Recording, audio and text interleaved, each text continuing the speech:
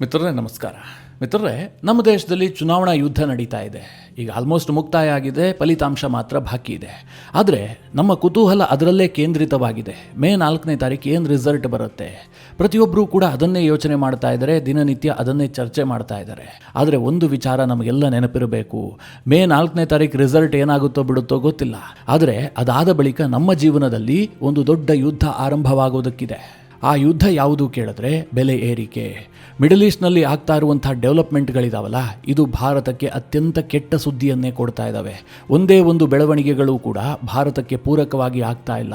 Trump ಅವರ ಹುಚ್ಚಾಟ ಮತ್ತಷ್ಟು ಮಿತಿ ಮೀರ್ತಾ ಇದೆ. ಒಂದು ಕಡೆಯಲ್ಲಿ ಅಮೆರಿಕದ ಸೆನೆಟ್ಗೆ ಯುದ್ಧ ಮುಗಿಸಿದೀವಿ ಅಂತ ಹೇಳಿದಂಥ ಟ್ರಂಪ್, ಇನ್ನೊಂದು ಕಡೆ 2ನೇ ಹಂತದ ಯುದ್ಧಕ್ಕೆ ಭರ್ಜರಿ ತಯಾರಿ ಮಾಡಿಕೊಂಡಿದ್ದಾರೆ. ಈ ನಡುವೆ ಇಷ್ಟು ದಿನ ಬೆಲೆ ಏರಿಕೆಯನ್ನು ತಡೆ ಹಿಡಿದಿದ್ದಂತಹ ಕೇಂದ್ರ ಸರ್ಕಾರ ಈಗ ಕೈ ಚೆಲ್ಲುವ ಹಂತಕ್ಕೆ ಬಂದಿದೆ. ಇನ್ನಾಗೋದಿಲ್ಲ ಅನ್ನುವಂತಹ ಸುದ್ದಿಯೂ ಕೂಡ ಬರ್ತಾ ಇದೆ. ಮುಂದಿನ 6-8 ದಿನಗಳಲ್ಲಿ ಬಹಳ ದೊಡ್ಡ ನಿರ್ಧಾರಕ್ಕೆ ಕೇಂದ್ರ ಸರ್ಕಾರ ಮುಂದಾಗುವಂತಹ ಸಾಧ್ಯತೆಗಳಿದ್ದಾವೆ. ಈ ಬಗ್ಗೆ ವರದಿಗಳು ಪ್ರಕಟಗೊಂಡಿದ್ದಾವೆ. ಇದೆಲ್ಲವೂ ಕೂಡ ಬಹಳ ಇಂಪಾರ್ಟೆಂಟ್ ಆದಂತಹ ವಿಚಾರ, ನಮ್ಮ ಜೀವನದ ಮೇಲೆ ನೇರ ಪರಿಣಾಮ ಬೀರುವಂತಹ ವಿಚಾರವೂ ಕೂಡ ಹೌದು.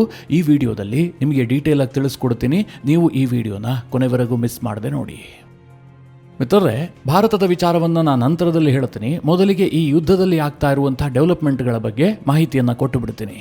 ಅಮೆರಿಕದ ಯುದ್ಧ ಮಂತ್ರಿ ಪೀಟ್ ಹೆಗ್ಸೆತ್ ಇದ್ದಾರಲ್ಲ, ಅವರು ಅಮೆರಿಕದ ಸಂಸತ್ತಿಗೆ ಇತ್ತೀಚೆಗೆ ಒಂದು ಅಚ್ಚರಿಯ ಹೇಳಿಕೆಯನ್ನು ಕೊಟ್ಟಿದ್ದಾರೆ. ಅದೇನು ಕೇಳಿದ್ರೆ, ಇರಾನ್ ವಿರುದ್ಧ ಅಮೆರಿಕ ಆರಂಭಿಸಿದಂತಹ ಯುದ್ಧ ಈಗ ಮುಕ್ತಾಯ ಆಗಿದೆ, ನಾವು ಈಗ ಯಾವುದೇ ಯುದ್ಧದಲ್ಲಿಲ್ಲ, ಹೀಗಂತ ಅಮೆರಿಕದ ವಾರ್ ಸೆಕ್ರೆಟರಿ ಖುದ್ದಾಗಿ ಅಮೆರಿಕದ ಸಂಸತ್ಗೆ ಸ್ಟೇಟ್ಮೆಂಟ್ ಅನ್ನು ಕೊಟ್ಟಿದ್ದಾರೆ. ಈ ಸುದ್ದಿಯನ್ನ ಕೇಳಿ ನೀವು ಕನ್ಫ್ಯೂಸ್ ಆಗಬೇಡಿ. ಇದು ಅಮೆರಿಕದ ಟ್ರಂಪ್ ಸರ್ಕಾರದ ಒಂದು ತಂತ್ರಗಾರಿಕೆ ಅಂತ ಅನಂತರದಲ್ಲಿ ಬೆಳಕಿಗೆ ಬಂದಿದೆ. ಅಮೆರಿಕದ ಸಂವಿಧಾನದ ಪ್ರಕಾರ ಅಮೆರಿಕದ ಅಧ್ಯಕ್ಷರು ಬೇರೆ ದೇಶದ ಮೇಲೆ 60 ದಿನಗಳಿಗಿಂತ ಹೆಚ್ಚಿನ ಕಾಲ ಯುದ್ಧ ನಡೆಸಬೇಕಾದ್ರೆ ಯುಎಸ್ನ ಸಂಸತ್ತಿರುತ್ತಲ್ಲ, ಅದರ ಒಪ್ಪಿಗೆಯನ್ನು ಪಡೆಯಬೇಕು. ಯುಎಸ್ ಕಾಂಗ್ರೆಸ್ನ ಒಪ್ಪಿಗೆ ಇಲ್ಲದೆ 60 ದಿನಗಳಿಗಿಂತ ಹೆಚ್ಚಿಗೆ ಯುದ್ಧ ಮಾಡೋದಕ್ಕೆ ಸಾಧ್ಯ ಇಲ್ಲ. ಹೀಗಾಗಿ ಟ್ರಂಪ್ ಸರ್ಕಾರ ಏನ್ ತೀರ್ಮಾನ ಕೈಗೊಂಡಿದೆ ಗೊತ್ತಾ? ಈಗೇನು ಯುದ್ಧ ವಿರಾಮ ಆಗಿದೆಯಲ್ಲ, ಅಲ್ಲಿಗೆ ಇರಾನ್ ಯುದ್ಧ ಮುಕ್ತಾಯ ಆಗಿದೆ ಅಂತ ಹೇಳ್ಬಿಟ್ಟು ಅವರು ಅಧಿಕೃತವಾಗಿ ಘೋಷಣೆ ಮಾಡಿದ್ದಾರೆ. ಈ ಬಗ್ಗೆ ವೈಟ್ ಹೌಸ್ ಕೂಡ ಅಧಿಕೃತ ಹೇಳಿಕೆಯನ್ನು ಕೂಡ ರಿಲೀಸ್ ಮಾಡಿದೆ. ಇದರ ಅರ್ಥ ಇನ್ನು ಯುದ್ಧ ಮಾಡೋದಿಲ್ಲ ಅಂತಲ್ಲ. ಮತ್ತೆ ಇರಾನ್ ಮೇಲೆ ದಾಳಿ ಮಾಡಿದ್ರೆ ಅದನ್ನ ಹೊಸ ಯುದ್ಧ ಅಂತಲೇ ಕರೆಯಲಾಗುತ್ತೆ. ಫೆಬ್ರವರಿ 28ರಂದು ಆರಂಭಿಸಿದ ಯುದ್ಧವೇ ಬೇರೆ, ಮುಂದೆ ಆರಂಭಿಸುವಂತಹ ಯುದ್ಧವೇ ಬೇರೆ. ಅದಕ್ಕೂ ಇದಕ್ಕೂ ಲಿಂಕ್ ಇಲ್ಲ ಅನ್ನುವ ರೀತಿಯಲ್ಲಿ ಅಮೆರಿಕದ ಟ್ರಂಪ್ ಸರ್ಕಾರ ಬಿಂಬಿಸ್ತಾ ಇದೆ.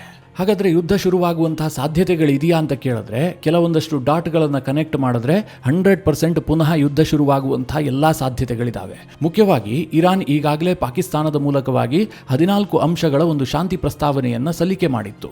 ಈ ಬಗ್ಗೆ ವಾಲ್ ಸ್ಟ್ರೀಟ್ ಜರ್ನಲ್ ಕೂಡ ವರದಿಯನ್ನು ಪ್ರಕಟಿಸಿದೆ. ಈ 14 ಅಂಶಗಳ ಪ್ರಸ್ತಾವನೆಯಲ್ಲಿ ಇರಾನ್ ಹಲವು ಷರತ್ತುಗಳನ್ನು ಸಡಿಲ ಮಾಡಿತ್ತು. ಆದರೆ ಮುಖ್ಯವಾಗಿ ಇರಾನ್ನ ನ್ಯೂಕ್ಲಿಯರ್ ಪ್ರೋಗ್ರಾಂ ಬಗ್ಗೆ ಅವರು ಯಾವುದೇ ಭರವಸೆಯನ್ನ ಕೊಟ್ಟಿಲ್ಲ. ಅದನ್ನು ನಂತರದಲ್ಲಿ ಚರ್ಚೆ ಮಾಡೋಣ ಅಂತ ಇರಾನ್ ಹೇಳಿದೆಯಂತೆ. ಹಾಗೆ ಶಾಂತಿ ಮಾತುಕತೆಯಿಂದ ಮಿಸೈಲ್ ಪ್ರೋಗ್ರಾಮ್ ಅನ್ನ ಹೊರಗಿಡಬೇಕು ಅನ್ನುವಂತಹ ಬೇಡಿಕೆ ಇಟ್ಟಿರೋದಾಗಿ ವಾಲ್ ಸ್ಟ್ರೀಟ್ ಜರ್ನಲ್ ವರದಿಯನ್ನ ಪ್ರಕಟಿಸಿತ್ತು.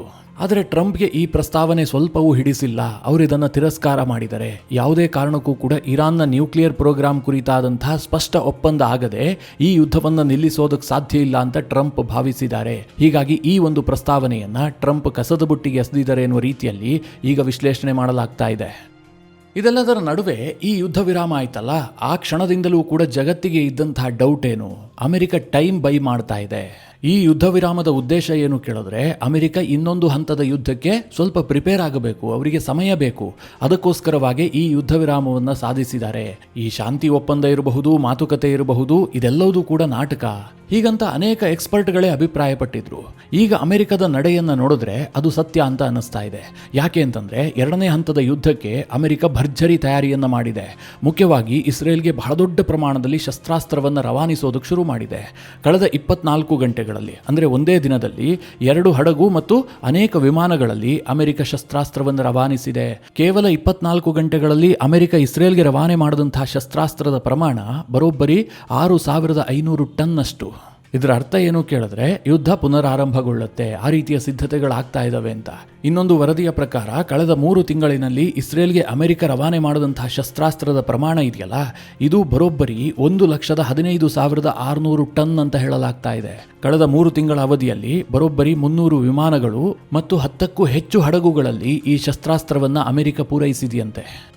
ಇಲ್ಲಿ ಅಮೆರಿಕ ಇರಾನ್ ವಿರುದ್ಧವಾಗಿ ಮತ್ತೊಮ್ಮೆ ಕಾರ್ಯಾಚರಣೆಯನ್ನು ಆರಂಭಿಸುತ್ತೆ ಅನ್ನೋದಕ್ಕೆ ಇನ್ನೊಂದು ಪ್ರಮುಖವಾದಂತಹ ಕಾರಣ ಇದೆ. ಅದೇನು ಕೇಳಿದ್ರೆ, ಅಮೆರಿಕ ಕೇವಲ ಶಸ್ತ್ರಾಸ್ತ್ರಗಳನ್ನು ಇಸ್ರೇಲ್ಗೆ ಮಾತ್ರ ರವಾನಿಸ್ತಾ ಇಲ್ಲ. ಈಗ ಮಿಡಲ್ ಈಸ್ಟ್ನ ದೇಶಗಳಿಗೂ ಕೂಡ ದೊಡ್ಡ ಪ್ರಮಾಣದಲ್ಲಿ ಶಸ್ತ್ರಾಸ್ತ್ರ ರವಾನೆಗೆ ಟ್ರಂಪ್ ಅನುಮೋದನೆ ಕೊಟ್ಟಿದ್ದಾರೆ. ಎಷ್ಟು ಕೇಳಿದ್ರೆ ಬರೋಬ್ಬರಿ $8.6 ಬಿಲಿಯನ್ ಮೊತ್ತದ ಶಸ್ತ್ರಾಸ್ತ್ರಗಳು. ಮುಖ್ಯವಾಗಿ ಕತಾರ್ಗೆ $4.1 ಬಿಲಿಯನ್ ಮೊತ್ತದ ಪೇಟ್ರಿಯಾಟ್ ಇಂಟರ್ಸೆಪ್ಟರ್ ಮಿಸೈಲ್ಗಳನ್ನು ಅಮೆರಿಕ ರವಾನಿಸೋದಕ್ಕೆ ಒಪ್ಪಿಕೊಂಡಿದೆ. ಜೊತೆಗೆ UAE ಮತ್ತು ಕುವೈತ್ಗೂ ಕೂಡ ದೊಡ್ಡ ಪ್ರಮಾಣದಲ್ಲಿ ಅಮೆರಿಕ ಶಸ್ತ್ರಾಸ್ತ್ರವನ್ನು ರವಾನಿಸ್ತಾ ಇದೆ. ಅಂದ್ರೆ ಮಿಡಲ್ ಈಸ್ಟ್ನಲ್ಲಿ ಮತ್ತೊಂದು ಹಂತದ ಯುದ್ಧಕ್ಕೆ ಅಮೆರಿಕ ಫುಲ್ ಪ್ರಿಪೇರ್ ಆಗ್ತಾ ಇದೆ. ಈ ಹಿಂದಿಗಿಂತಲೂ ದೊಡ್ಡ ಪ್ರಮಾಣದಲ್ಲಿ ತಯಾರಿಗಳಾಗ್ತಾ ಇದೆ ಎನ್ನುವಂಥ ವರದಿಗಳು ಪ್ರಕಟ ಆಗೋದಕ್ಕೆ ಶುರುವಾಗಿದೆ. ಮಿತ್ರರೇ, ಇದು ಸಹಜವಾಗಿ ಭಯ ಹುಟ್ಟಿಸುತ್ತೆ. ಯಾಕೆ ಗೊತ್ತಾ? ಈ ಹಿಂದೆ ಫೆಬ್ರವರಿ 28ನೇ ತಾರೀಕು ಇಸ್ರೇಲ್ ಮತ್ತು ಅಮೆರಿಕ ಜಂಟಿಯಾಗಿ ಇರಾನ್ ವಿರುದ್ಧ ಯುದ್ಧವನ್ನು ಆರಂಭಿಸಿದ್ವಲ್ಲ, ಆ ಸಂದರ್ಭದಲ್ಲೂ ಅಮೆರಿಕ ತಯಾರಿಯನ್ನು ಮಾಡಿಕೊಂಡಿತ್ತು. ಆದರೆ ಅದು ಶಾರ್ಟ್ ಟರ್ಮ್ ತಯಾರಿ. ಅಂದರೆ ಇರಾನ್ ವಿರುದ್ಧವಾಗಿ ಮೊದಲ ದಾಳಿಯಲ್ಲೇ ಅಲ್ಲಿನ ಸರ್ವೋಚ್ಚ ನಾಯಕನನ್ನು ಹತ್ಯೆ ಮಾಡ್ತೀವಿ, ಇರಾನ್ ಒಂದು 2 ವಾರದಲ್ಲಿ ಸರೆಂಡರ್ ಆಗಿಬಿಡುತ್ತೆ ಅಂತ ಅಮೆರಿಕ ಭಾವಿಸಿತ್ತು. ಆದರೆ ಇರಾನ್ ಸರೆಂಡರ್ ಆಗಲಿಲ್ವಲ್ಲ, ಹೀಗಾಗಿ ಇನ್ನೂ ದೊಡ್ಡದಾದಂತಹ ಯುದ್ಧವನ್ನು ಮಾಡೋದಕ್ಕೆ ಅಮೆರಿಕ ತಯಾರಿಯನ್ನು ಮಾಡಿಕೊಳ್ತಾ ಇದೆ. ಈ ರೀತಿಯ ವರದಿಗಳಿದ್ದಾವೆ. ಇದರ ನಡುವೆ ಅಮೆರಿಕದ ಪತ್ರಿಕೆಗಳು 2 ರೀತಿಯಲ್ಲೂ ವರದಿಯನ್ನು ಪ್ರಕಟಿಸ್ತಾ ಇದ್ದಾವೆ. ಒಂದು, ಅಮೆರಿಕ ಯುದ್ಧಕ್ಕೆ ತಯಾರಿ ಮಾಡಿಕೊಳ್ತಾ ಇದೆ. ಒಂದು ವೇಳೆ ಟ್ರಂಪ್ ಅವರು ಈ ಯುದ್ಧದ ಆಯ್ಕೆಯನ್ನು ಕೈಗೆತ್ತಿಕೊಳ್ಳದೇ ಇದ್ರೆ 2ನೇ ಆಯ್ಕೆಯೂ ಕೂಡ ಟ್ರಂಪ್ ಬಳಿಯಲ್ಲಿದೆ.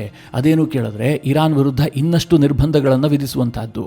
ಈಗಾಗಲೇ ನೇವಲ್ ಬ್ಲಾಕೇಡ್ ಮಾಡಿದರೆ, ಇರಾನನ್ನು ಎಲ್ಲಾ ರೀತಿಯಲ್ಲೂ ಆರ್ಥಿಕ ಸಂಕಷ್ಟಕ್ಕೆ ಸಿಕ್ಕಾಕ್ಸುವಂತಹ ಪ್ರಯತ್ನವನ್ನು ಮಾಡ್ತಾ ಇದ್ದಾರಲ್ಲ, ಇದನ್ನು ಇನ್ನಷ್ಟು ತೀವ್ರಗೊಳಿಸಿ ಇರಾನನ್ನು ಟೋಟಲಿ ಆರ್ಥಿಕವಾಗಿ ಕೊಲ್ಯಾಪ್ಸ್ ಮಾಡೋದಕ್ಕೆ ಅಮೆರಿಕ ಒಂದು ಪ್ಲಾನ್ ಅನ್ನು ರೆಡಿ ಮಾಡಿಕೊಂಡಿದೆ ಅಂತ ಅಮೆರಿಕದ ಪತ್ರಿಕೆಗಳು ವರದಿ ಮಾಡ್ತಾ ಇದ್ದಾವೆ. ಇದೆಲ್ಲದರ ಮಧ್ಯದಲ್ಲಿ ಇರಾನ್ ಏನು ಸುಮ್ಮನೆ ಇಲ್ಲ. NBC ವರದಿಯ ಪ್ರಕಾರ ಅಂಡರ್ಗ್ರೌಂಡ್ನಲ್ಲಿರುವಂತಹ ಮಿಸೈಲ್ ಸಿಟಿ ಇತ್ತಲ್ಲ, ಅದು ಇಸ್ರೇಲ್ ಮತ್ತು ಅಮೆರಿಕದ ದಾಳಿಯಲ್ಲಿ ಹಾನಿಗೊಳಗಾಗಿತ್ತು. ಹಾನಿ ಅಂತಂದರೆ ಮಿಸೈಲ್ ಸಿಟಿ ಸಂಪೂರ್ಣವಾಗಿ ಧ್ವಂಸ ಆಗಿರಲಿಲ್ಲ, ಅದರ ಒಳಗೆ ಮಿಸೈಲ್ಗಳಿದ್ದಾವೆ. ಆದರೆ ಅದರ ಎಂಟ್ರಿ ಮತ್ತು ಎಕ್ಸಿಟ್ ಗೇಟ್ಗಳೇನಿದ್ದಾವೆ ಅದನ್ನು ಅಮೆರಿಕ ಮತ್ತು ಇಸ್ರೇಲ್ ದಾಳಿ ಮಾಡಿ ಆ ಎಂಟ್ರಿ ಎಕ್ಸಿಟ್ ಅನ್ನು ಬಂದ್ ಮಾಡಿಟ್ಟಿದ್ವು. ಈಗ ಇರಾನ್ ಬಹಳ ತ್ವರಿತವಾಗಿ ಕಾರ್ಯಾಚರಣೆಯನ್ನು ನಡೆಸಿ ಅಂಡರ್ಗ್ರೌಂಡ್ನಲ್ಲಿರುವಂತಹ ಮಿಸೈಲ್ಗಳನ್ನು ಹೊರತೆಗೆಯೋದಕ್ಕೆ ಪ್ರಯತ್ನ ಮಾಡ್ತಾ ಇದೆ. ಮತ್ತೊಮ್ಮೆ ಯುದ್ಧ ಶುರುವಾಗೋದ್ರೊಳಗಾಗಿ ನಾವು ಸಿದ್ಧ ಇರಬೇಕು ಅಂತ ಇರಾನ್ನ ಸರ್ಕಾರ ಈ ತಂತ್ರಗಾರಿಕೆಗೆ ಮೊರೆ ಹೋಗಿದೆ ಅಂತ NBC ತನ್ನ ವರದಿಯಲ್ಲಿ ಹೇಳುತ್ತಾ ಇದೆ. ಮಿತ್ರರೇ, ಈ ಅಮೆರಿಕಾಗೆ ಯುದ್ಧದಾಹ, ಇರಾನ್ನವರಿಗೆ ನಾವು ಸರೆಂಡರ್ ಆಗೋದಿಲ್ಲ, ನಾವು ಗೆಲ್ತೀವಿ, ಅಮೆರಿಕಾಗೆ ಹೊಡಿತೀವಿ ಎನ್ನುವಂತಹ ಉತ್ಸಾಹ, ಇದರ ಮಧ್ಯದಲ್ಲಿ ಬಡವಾಗ್ತಾ ಇರುವಂತಹದ್ದು ಬೇರೆ ರಾಷ್ಟ್ರಗಳು. ಭಾರತದಂತಹ ದೇಶಕ್ಕೆ ಈ ಯುದ್ಧದಲ್ಲಿ ಯಾವುದೇ ಇಂಟ್ರೆಸ್ಟ್ ಇಲ್ಲ, ಆದರೂ ಕೂಡ ನಾವು ಈ ಯುದ್ಧಕ್ಕೆ ಬಹಳ ದೊಡ್ಡ ಪ್ರಮಾಣದಲ್ಲಿ ಬೆಲೆ ತೆರ್ತಾ ಇದ್ದೀವಿ. ಯಾಕೆ ಈ ಮಾತು ಹೇಳಿದೆ ಅಂತಂದ್ರೆ, ಈ ಯುದ್ಧ ಶುರುವಾಯ್ತಲ್ಲ, ಭಾರತೀಯರಿಗೆ ಯುದ್ಧದ ಎಫೆಕ್ಟೇ ಅರ್ಥ ಆಗಿರಲಿಲ್ಲ. ಒಂದು ಸ್ವಲ್ಪನೂ ಅವರಿಗೆ ಬಿಸಿ ಮುಟ್ಟೇ ಇರಲಿಲ್ಲ. ಯಾಕೆ ಬಿಸಿ ಮುಟ್ಟಿರಲಿಲ್ಲ ಕೇಳಿದ್ರೆ, ಭಾರತ ಸರ್ಕಾರ ಅದನ್ನು ತಡೆ ಹಿಡಿದಿತ್ತು. ಆರಂಭದಲ್ಲಿ ಸ್ವಲ್ಪ ಗ್ಯಾಸ್ ಪೂರೈಕೆಯಲ್ಲಿ ವ್ಯತ್ಯಯ ಆಯಿತು. ಅನಂತರದಲ್ಲಿ ಅದಕ್ಕೆ ಏನೋ ಒಂದಷ್ಟು ಮಾರ್ಗೋಪಾಯಗಳನ್ನು ಕೂಡ ಭಾರತ ಕಂಡುಕೊಳ್ತು. ಆದರೆ ನಮ್ಮ ಪಕ್ಕದ ಪಾಕಿಸ್ತಾನದಲ್ಲಿರಬಹುದು, ನೇಪಾಳ, ಬಾಂಗ್ಲಾದೇಶ, ಈವನ್ ಯುರೋಪ್ನ ದೇಶಗಳಲ್ಲಿ ಆದಂತಹ ಸಮಸ್ಯೆಗಳ 1% ಸಮಸ್ಯೆಯೂ ಕೂಡ ಭಾರತದಲ್ಲಿ ಆಗಿರಲಿಲ್ಲ. ಆದರೆ ಈಗ ಪರಿಸ್ಥಿತಿ ಟೋಟಲಿ ಕೈಮೀರಿದೆ. ಇನ್ನು ಸರ್ಕಾರ ಯಾವುದೇ ರೀತಿಯಲ್ಲೂ ಕೂಡ ಬೆಲೆ ಏರಿಕೆ ನಿಯಂತ್ರಣ ಮಾಡೋದಕ್ಕೆ ಸಾಧ್ಯ ಇಲ್ಲ ಅನ್ನುವಂಥ ಹಂತವನ್ನು ಬಂದು ತಲುಪಿದೆ. ಈಗಾಗಲೇ ಕಮರ್ಷಿಯಲ್ ಗ್ಯಾಸ್ ಪ್ರೈಸ್ ಅನ್ನು ಭಾರತ ಸರ್ಕಾರ ಏರಿಕೆ ಮಾಡಿದೆ, ಅದು ಕೂಡ ಬಹಳ ದೊಡ್ಡ ಪ್ರಮಾಣದಲ್ಲಿ. ಈಗ ಇನ್ನೊಂದು ವರದಿ ಬರ್ತಾ ಇದೆ, ಮುಂದಿನ ದಿನಗಳಲ್ಲಿ ಅಂದರೆ ಮುಂದೆ 6 ರಿಂದ 8 ದಿನಗಳ ಒಳಗಾಗಿ ಭಾರತದಲ್ಲಿ ಪೆಟ್ರೋಲ್ ಮತ್ತು ಡೀಸೆಲ್ ಬೆಲೆ ಏರಿಕೆ ಆಗುತ್ತೆ. ಜೊತೆಗೆ ಡೊಮೆಸ್ಟಿಕ್ ಗ್ಯಾಸ್ನ ಬೆಲೆಯೂ ಕೂಡ ಏರಿಕೆ ಆಗುತ್ತೆ. ಅಂದರೆ ನಿಮ್ಮ ಮನೆಗೆ ಬರುತ್ತಲ್ಲ LPG ಸಿಲಿಂಡರ್, ಅದರ ಬೆಲೆಯಲ್ಲೂ ಕೂಡ ದೊಡ್ಡ ಪ್ರಮಾಣದಲ್ಲಿ ಏರಿಕೆ ಆಗುತ್ತೆ ಎನ್ನುವಂತಹ ವರದಿ ಬರ್ತಾ ಇದೆ. ಯಾಕೆ ಈ ವರದಿ ಪ್ರಕಟಗೊಂಡಿದೆ ಕೇಳಿದ್ರೆ, ಸದ್ಯ ಕ್ರೂಡ್ ಆಯಿಲ್ ಪ್ರೈಸ್ ಇದೆಯಲ್ಲ, ಇದು ವಿಪರೀತವಾಗಿ ಏರ್ತಾ ಇದೆ. ಯುದ್ಧ ನಡೀತಾ ಇದ್ದಂತಹ ಸಂದರ್ಭಕ್ಕಿಂತಲೂ ಕೂಡ ಈಗ ಕ್ರೂಡ್ ಆಯಿಲ್ನ ಪ್ರೈಸ್ ಜಾಸ್ತಿ ಆಗಿದೆ. ಏಪ್ರಿಲ್ 29ನೇ ತಾರೀಕು 1 ಬ್ಯಾರಲ್ ಕ್ರೂಡ್ ಆಯಿಲ್ನ ಬೆಲೆ $126 ಅನ್ನು ತಲುಪಿತ್ತು. ನಾನು ಈ ವಿಡಿಯೋ ರೆಕಾರ್ಡ್ ಮಾಡ್ತಾ ಇರುವಂತಹ ಈ ಸಂದರ್ಭದಲ್ಲೂ ಕೂಡ $108 per barrel crude oil price ಇದೆ. ನೀವು ಚಿಕ್ಕದಾಗಿ ಒಂದು ಲೆಕ್ಕಾಚಾರ ಹಾಕಿ, ಈ ಹಿಂದೆ ನಮಗೆ $100, $102 ಪೆಟ್ರೋಲ್ ಸಿಗ್ತಾ ಇತ್ತು, ಇವತ್ತು ಕೂಡ ಅದೇ ದರದಲ್ಲಿ ಸಿಗ್ತಾ ಇದೆ. ಆದರೆ 2 ತಿಂಗಳ ಹಿಂದೆ ಕ್ರೂಡ್ ಆಯಿಲ್ನ ಪ್ರೈಸ್ ಇದೆಯಲ್ಲ, $70 ರಿಂದ $75 ಆಸುಪಾಸಿನಲ್ಲೇ ಇತ್ತು. ಆದರೆ ಈಗ 60 to 70% ಇನ್ಕ್ರೀಸ್ ಆಗಿದೆ. ಪೆಟ್ರೋಲ್ ಮತ್ತು ಡೀಸೆಲ್ ಬೆಲೆಯಲ್ಲಿ ಏರಿಕೆ ಆಗಿಲ್ಲ. ಯಾಕೆ ಏರಿಕೆ ಆಗಿಲ್ಲ ಅಂತಂದರೆ, ಕೇಂದ್ರ ಸರ್ಕಾರ ಅದನ್ನು ತಡೆ ಹಿಡಿದಿತ್ತು. ಮೊದಲಿಗೆ ಅವರೇನು ಮಾಡಿದ್ರು, ಪೆಟ್ರೋಲ್ ಮತ್ತು ಡೀಸೆಲ್ ಮೇಲೆ ಹಾಕಿದ್ದಂತಹ ತೆರಿಗೆಯನ್ನು ರದ್ದು ಮಾಡಿದ್ರು. ಇದರಿಂದಾಗಿ ತೈಲ ಕಂಪನಿಗಳಿಗೆ ಕೊಂಚ ರಿಲೀಫ್ ಸಿಕ್ತು. ಆದರೂ ಸಹ ತೈಲ ಕಂಪನಿಗಳಿಗೆ ನಷ್ಟವೇ ಆಗ್ತಾ ಇದೆ.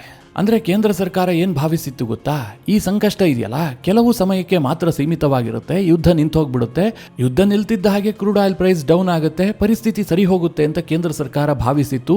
ಇದೇ ಕಾರಣಕ್ಕೋಸ್ಕರವಾಗಿ ತೈಲ ಬೆಲೆ ಏರಿಕೆಗೆ ಕೇಂದ್ರ ಸರ್ಕಾರ ಬ್ರೇಕ್ ಹಾಕಿತ್ತು. ಯುದ್ಧಕ್ಕೇನೋ ಬ್ರೇಕ್ ಬಿದ್ದಿದೆ, ಪುನರಾರಂಭಗೊಳ್ಳುವಂತಹ ಭೀತಿಯೂ ಕೂಡ ಇದೆ. ಜೊತೆಗೆ ಹಾರ್ಮೋಸ್ನಲ್ಲಿ ಡಿಸ್ಟರ್ಬೆನ್ಸ್ ಇದೆಯಲ್ಲ ಅದು ಹಾಗೆ ಕಂಟಿನ್ಯೂ ಆಗಿದೆ. ಈ ಕಾರಣದಿಂದಾಗಿ ತೈಲ ಬೆಲೆ ವಿಪರೀತವಾಗಿ ಏರಿಳಿತ ಆಗ್ತಲೇ ಇದೆ. ಹೀಗಾಗಿ ಮುಂದಿನ ವಾರದಲ್ಲಿ ಪ್ರತಿ ಲೀಟರ್ ಪೆಟ್ರೋಲ್ ಮತ್ತು ಡೀಸೆಲ್ನ ಬೆಲೆಯಲ್ಲಿ 5 ರೂಪಾಯಿವರೆಗೂ ಕೂಡ ಏರಿಕೆ ಆಗಬಹುದು. ಹಾಗೆ ಗ್ಯಾಸ್ ಬೆಲೆಯಲ್ಲಿ 40ರಿಂದ 50 ರೂಪಾಯಿ ಏರಿಕೆ ಆಗಬಹುದು ಅನ್ನುವಂಥ ವರದಿಗಳು ಪ್ರಕಟಗೊಳ್ತಾ ಇದ್ದಾವೆ. ಭಾರತ ಸರ್ಕಾರದ ಮೂಲಗಳನ್ನು ಉಲ್ಲೇಖಿಸಿ ಕೆಲ ಮಾಧ್ಯಮ ಸಂಸ್ಥೆಗಳು ಈ ವರದಿಯನ್ನು ಪ್ರಕಟಿಸಿದ್ದಾವೆ. ಮಿತ್ರರೇ, ಹಾಗೇನಾದರೂ ಪೆಟ್ರೋಲ್ ಮತ್ತು ಡೀಸೆಲ್ ಬೆಲೆ ಏರಿಕೆ ಆಯಿತು ಅಂತಂದರೆ 100 and 200% ಎಲ್ಲ ಬೆಲೆಯಲ್ಲೂ ಕೂಡ ವ್ಯತ್ಯಾಸ ಆಗುತ್ತೆ. ಆಹಾರ ವಸ್ತುಗಳಿರಬಹುದು, ದಿನಬಳಕೆ ವಸ್ತುಗಳಿರಬಹುದು, ಟ್ರಾನ್ಸ್ಪೋರ್ಟೇಷನ್ ಇರಬಹುದು, ಪ್ರತಿಯೊಂದರ ಬೆಲೆಯೂ ಕೂಡ ಏರಿಕೆ ಆಗುತ್ತೆ. ಇನ್ನೊಂದು ಕಡೆ ಭಾರತದ ರೂಪಾಯಿ ನಿರಂತರವಾಗಿ ಮೌಲ್ಯವನ್ನು ಕಳೆದುಕೊಳ್ತಾ ಇದೆ. ಡಾಲರ್ ಎದುರು ಬಹಳ ದೊಡ್ಡ ಮಟ್ಟದ ಕುಸಿತವನ್ನು ದಾಖಲಿಸಿದೆ. ಈ ಯುದ್ಧ ಶುರುವಾಗುವಂತಹ ಸಂದರ್ಭದಲ್ಲಿ ಅಂದರೆ ಫೆಬ್ರವರಿ 27ನೇ ತಾರೀಕು ಭಾರತದ ರೂಪಾಯಿ ಡಾಲರ್ ಎದುರು 91 ರೂಪಾಯಿ ಇತ್ತು. ಅದೇ ಇವತ್ತು 94 ರೂಪಾಯಿ 91 ಪೈಸೆ ಆಗಿದೆ. ಆಲ್ಮೋಸ್ಟ್ 4 ರೂಪಾಯಿಯಷ್ಟು ಮೌಲ್ಯವನ್ನು ಕಳೆದುಕೊಂಡಿದೆ. ಈ ಹಿಂದೆ 2 ವರ್ಷದಲ್ಲಿ ಇಷ್ಟೊಂದು ಪ್ರಮಾಣದಲ್ಲಿ ಮೌಲ್ಯ ಕುಸಿತ ಆಗ್ತಾ ಇತ್ತು. ಆದರೆ ಈಗ ಕೇವಲ 2 ತಿಂಗಳಿನಲ್ಲಾಗಿದೆ. ಇದರ ಪರಿಣಾಮ ಏನಾಗುತ್ತೆ ಕೇಳಿದ್ರೆ, ಈ ಯುದ್ಧ ಶುರುವಾಗುವಂತಹ ಸಂದರ್ಭದಲ್ಲಿ ಅಂದರೆ ಫೆಬ್ರವರಿ 27ನೇ ತಾರೀಕು ಭಾರತದ ಫಾರೆಕ್ಸ್ ರಿಸರ್ವ್ ಇದೆಯಲ್ಲ $728 ಬಿಲಿಯನ್ ನಷ್ಟಿತ್ತು. ಅಂದರೆ ಇದು ಐತಿಹಾಸಿಕವಾಗಿ ಅತಿ ಹೆಚ್ಚು ಪ್ರಮಾಣ. ಆದರೆ ಇದು ಮಾರ್ಚ್ 24ರ ವೇಳೆಗೆ $698ಗೆ ಕುಸಿದಿದೆ. ಒಟ್ಟಿನಲ್ಲಿ ಮಿಡಲ್ ಈಸ್ಟ್ನಲ್ಲಿ ಶಾಂತಿ ಸ್ಥಾಪನೆ ಇನ್ನಷ್ಟು ವಿಳಂಬ ಆಗಿದ್ದೇ ಆದರೆ ಭಾರತ ಬಹಳ ದೊಡ್ಡ ಮಟ್ಟದಲ್ಲಿ ಬೆಲೆ ತೆರಬೇಕಾದಂಥ ಸನ್ನಿವೇಶ ಬರಬಹುದು. ಜೊತೆಗೆ ಭಾರತೀಯರಿಗೂ ಕೂಡ ಇದರ ನೇರ ಬಿಸಿ ಮುಂದಿನ ದಿನಗಳಲ್ಲಿ ತಟ್ಟೋದ್ರಲ್ಲಿ 2 ಮಾತೇ ಇಲ್ಲ. ಯಾಕೆಂದರೆ ಇನ್ನೂ ಸರ್ಕಾರ ತಡೆ ಹಿಡಿಯೋದಕ್ಕೆ ಸಾಧ್ಯ ಇಲ್ಲ, ಆ ಹಂತವನ್ನು ರೀಚ್ ಆಗ್ಬಿಟ್ಟಿದೆ. ಮಿತ್ರರೇ, ಈ ಎಲ್ಲ ವಿಚಾರಗಳ ಕುರಿತಾಗಿ ನಿಮ್ಮ ಅನಿಸಿಕೆ ಅಭಿಪ್ರಾಯಗಳೇನು ಕಮೆಂಟ್ ಮಾಡುವ ಮೂಲಕ ನಮಗೆ ತಿಳಿಸಿ. ಹಾಗೆ ನಿಮಗೆ ಈ ವಿಡಿಯೋ ಇಷ್ಟವಾದರೆ ಲೈಕ್ ಮಾಡಿ. ಜೊತೆಗೆ ನೀವಿನ್ನೂ ನಿಮ್ಮ ನೆಚ್ಚಿನ ಸಂಸ್ಕಾರ ಸೌರಭ ಯೂಟ್ಯೂಬ್ ಚಾನಲ್ನ ಸಬ್ಸ್ಕ್ರೈಬ್ ಮಾಡಿಲ್ಲ ಅಂತಾದರೆ ಈ ಕೂಡಲೇ ಸಬ್ಸ್ಕ್ರೈಬ್ ಮಾಡಿ. ಮುಂದಿನ ಎಲ್ಲ ಅಪ್ಡೇಟ್ಗಳ ನೋಟಿಫಿಕೇಷನ್ಗಾಗಿ ಬೆಲ್ ಐಕಾನ್ ಒತ್ತಿ.